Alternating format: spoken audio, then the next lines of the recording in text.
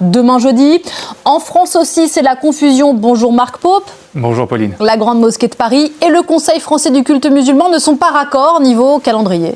Oui, effectivement, et pour bien comprendre la situation, rappelons que le mois du Ramadan commence traditionnellement avec l'apparition du premier croissant de lune dans le ciel, comme on peut le voir sur ce graphique, puisqu'on sait que le calendrier musulman est en effet lunaire. Il ne comporte que 354 jours par an, soit 11 de moins que le calendrier grégorien que le reste du monde adopte. Il faut donc tous les ans recalculer la date précise de ce mois sacré de l'islam. Et pour cela, deux visions s'opposent. On a d'un côté la tradition qui privilégie l'observation directe du ciel et de l'autre la modernité qui prône le calcul scientifique astronomique. La première est donc plus directe et peut-être plus traditionnelle, plus spirituelle, et la seconde, on le comprend, peut-être plus précise. En France, la Grande Mosquée de Paris, vous l'avez dit, a annoncé donc la date du 18 février. Elle se base sur une méthode mélangeant calcul et observation lunaire, et comme elle le dit dans ce communiqué,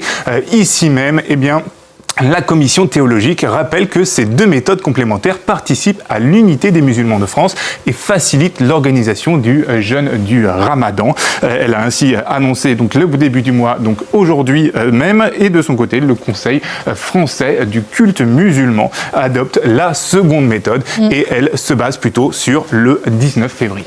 Voilà, d'où des fidèles qui sont un peu perdus. Est-ce que c'est pareil ailleurs dans le monde ? Oui, effectivement, cette différence se retrouve aussi dans d'autres pays. C'est le cas notamment en Arabie Saoudite qui adopte donc le 18 février ou encore en Iran qui adopte, elle, le 19 février. Il faut dire que le royaume saoudien, vous allez le voir, est un berceau de l'islam et utilise des versions encore plus traditionnelles puisque, regardez ces photos, eh bien, ils se sont rassemblés, 10 observateurs se sont rassemblés dans le désert saoudien pour observer à la lunette.